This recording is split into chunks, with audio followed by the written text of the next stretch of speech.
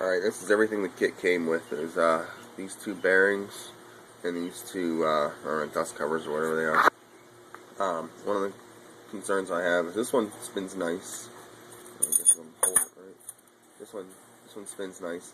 This one doesn't spin hardly well at all, and I can feel like a little click in it.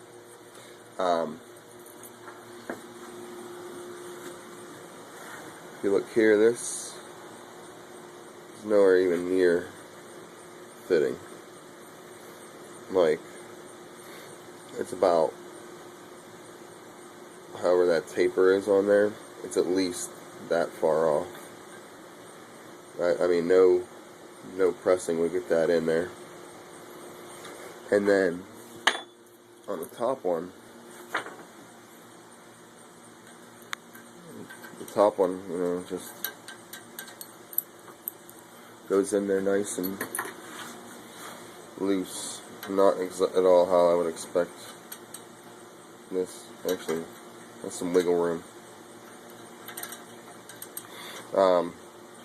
So this is a 74, and that's why I'm asking about.